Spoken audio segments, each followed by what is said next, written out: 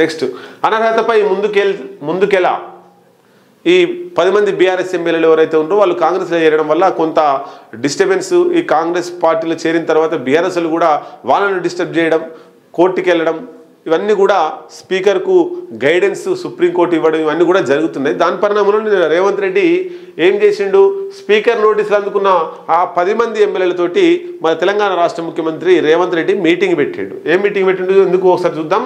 కృష్ణమోహన్ రెడ్డి సహా 9 మంది హాజరయ్యారు, ఒక్కరు హాజరు కాలేదట. జ్వరం కారణంగా రాలేకపోయినా కడియం శ్రీహరి జ్వరం వచ్చిందని రాలేదట. మొత్తం మీద మిగతా 9 మంది హాజరయ్యారు. అనర్హత పిటిషన్ విచారణపై న్యాయ నిపుణులతో సమీక్ష. అయితే కడియం శ్రీహరికి జ్వరం ఏం రాలే, కడియం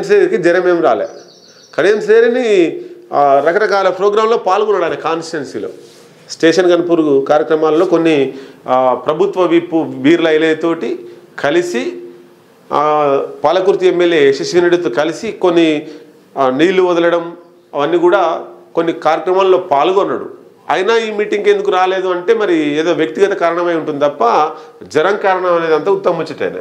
అనర్హత పిటిషన్ విచారణపై న్యాయ నిపుణులతో సమీక్ష. నియోజకవర్గాల సమస్యలపై ముఖ్యమంత్రి ఆరా. పరిష్కారానికి నిధులు ఇస్తామని ఎమ్మెల్యేలకు రేవంత్ రెడ్డి హామీ. సమావేశంలో పాల్గొన్న ఉప ముఖ్యమంత్రి బట్టి విక్రమార్క, పిసిసి చీఫ్ మహేష్ కుమార్ గౌడ్, మంత్రులు శ్రీధర్ బాబు, పొంగులేటి. ఏదేమైనా 10 మంది మీద వెయిట్ పడ్డదనుకో మళ్ళీ బీఆర్ఎస్ పార్టీ నుంచి కాంగ్రెస్లకు ఎవ్వరు రారు. అది గమనించినటువంటి రేవంత్ రెడ్డి ఎవ్వరికి ఇబ్బంది పడద్దు, ఏది వచ్చినా నేను చూసుకుంటా, అడ్వకేట్ జనరల్ తోటి చర్చలు జరిపిండు, న్యాయ నిపుణులతో చర్చలు జరిపిండు, మీకు కావాల్సినటువంటి నిధులు కూడా ఇస్తా, మీ 10 మంది ఎమ్మెల్యేలు ఎవరైతే ఉన్నారో వాళ్ళకు ఎంత అభివృద్ధి కావాలో అంత అభివృద్ధి నిధులు ఇస్తా, మీరు ఎక్కడ కూడా ధైర్యం కోల్పోకండి, ఖచ్చితంగా కాంగ్రెస్ పార్టీలో ఉండండి అని చెప్పి ఆయన నిన్న వాళ్ళకి సమాచారం ఇచ్చిండు. ఒకవేళ అట్లా ఇవ్వకపోతే ఏమవుతుందంటే ఇక బీఆర్ఎస్ పార్టీకే మళ్ళీ పోయిండ్రు అనుకోండి, అప్పుడు కాంగ్రెస్ పార్టీకి ఇంకో పార్టీ నుంచి బీఆర్ఎస్ నుంచి చేరడానికి చేరికలు ఆగిపోతాయి, కాంగ్రెస్కు నష్టం జరుగుతుంది. కాబట్టి వాళ్ళకి ఎంత ధైర్యం ఇవ్వాలో లీగల్గా ఆర్థికంగా ఇంకా అంటే పర్సనల్గా ఏమన్నా కోట్లు ఇస్తానడేమో మరి వచ్చే ఎలక్షన్ నేను ఖర్చు పెట్టుకుంటే మీరు ఉండరు ఇట్లా మీకు ఎంత ఖర్చు అయిందో నేను పంపిస్తా అని చెప్పి కూడా చెప్పొచ్చు.